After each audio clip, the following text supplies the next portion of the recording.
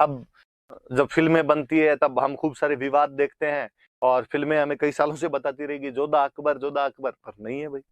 आपने फिल्में हिस्ट्री नहीं सिखाती है वास्तव में, और फिल्मों वाले तो अपने साफ साफ शुरुआत के अंदर वो लिखते हो रहे कि हमारी इस कहानी का इतिहास के साथ कोई लेना देना नहीं है। यदि भूत के वर्तमान के किसी भी चरित्र से ये मिलता जुलता है तो उसे केवल कोइंसिडेंस समझा जाए, उसे केवल संयोग समझा जाए। फिल्में और कहती है कि हमारा उद्देश्य इतिहास बताना नहीं है, हमारा उद्देश्य केवल मनोरंजन करना है, इसलिए हम किसी की लुगाई कहीं दिखाएं आपको आपत्ति नहीं होनी चाहिए। और वो तो बाबड़े लास्ट में एक लाइन और लिखते, आप पढ़ते नहीं, वो कहते हैं इतिहास सीखना हो तो स्प्रिंग बोर्ड वाली क्लास लेना, तो वो इतिहास ढंग से बता देंगे, वरना पता नहीं चलेगा। पर हमारे दिमाग में इतने सालों से वो जो सीनियरियो बिठाया हुआ वो वैसा नहीं है। मुझे अब भी याद आता है कि जब जोधा अकबर मूवी आई थी तो आशुतोष गोवारिकर का बाकायदा स्टेटमेंट था। हुआ क्या कि जब मुगले आजम मूवी आई थी, कियासफ ने जब मुगले आजम बनाई थी, उसके अंदर उन्होंने गलती से अकबर की वाइफ का नाम जोधा दिखा दिया।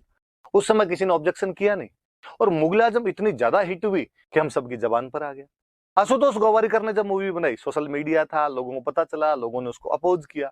अपोज किया आशुतोष गोवारिकर का, भास्कर में पूरा इंटरव्यू आया था, और आशुतोष गोवारिकर ने कहा कि मैं जानता हूं कि जोधा नाम की पत्नी अकबर की नहीं थी, मुझे यह भी पता है कि जोधा नाम की लड़की जयपुर की भी नहीं थी, मुझे यह भी पता है कि जोधा नाम की लड़की जोधपुर की थी और उसकी शादी अकबर से नहीं सलीम से हुई थी। मैं यह भी जानता हूं कि जयपुर की जिस लड़की की शादी अकबर के साथ हुई थी उसका नाम हरखा बाई था। पर यदि मैंने मेरी मूवी का नाम हरखा अकबर रख दिया तो लोग देखने नहीं आएंगे। मेरा उद्देश्य लोगों को मूवी दिखा के पैसे कमाना है, नहीं कि इतिहास बताना है। तो प्लीज, मैं जो बना रहा हूं उसको इतिहास की दृष्टि से ना देखा जाए। पर बाद में हम ये कहते हैं कि नहीं साहब, कहीं ना कहीं चीज लोग सब प्रभावित होते ही हैं। हर कोई किताब खोल के थोड़ी बैठेगा इतिहास देखने के लिए, उन चीजों से भी लोग सीखते हैं। इसलिए यदि थोड़ा सा बॉलीवुड वाले उस टाइम रिसर्च कर ले तो थोड़ी भली बात हो जाए।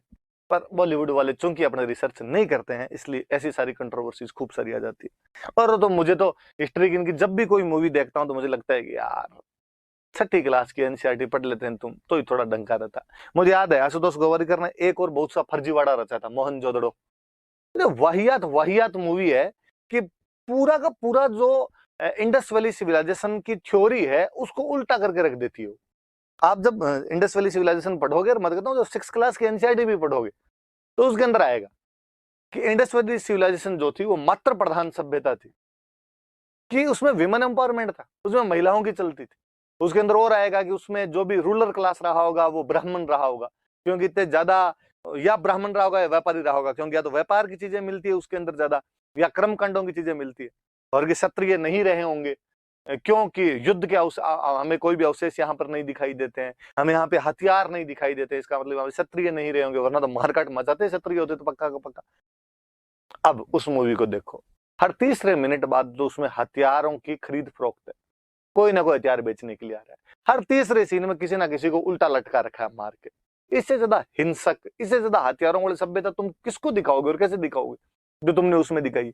कहते हैं मात्र प्रधान सभ्यता थी, उस मूवी का प्लॉट ही है कि उसमें महिलाएं मार ही खाती रहती है। कहते जब ब्राह्मण रूलर हुआ करते थे, उसका प्लॉट ही है कि उसमें ब्राह्मण चुप रहता है, इस वजह से पूरी मूवी 3 घंटे तक चलती। और इन्होंने और खूब सारे ऐसे रचे होंगे। ये आपके कौन से बाजीराव मस्तानी, वो तो देख के जीव रोता है यार। बाजीराव जब मॉडर्न इंडिया के अंदर पढ़ते हैं तब लगता है यार क्या योद्धा रहा था वो भारत का, जिसने अटक से कटक तक मराठों का झंडा लहरा दिया था।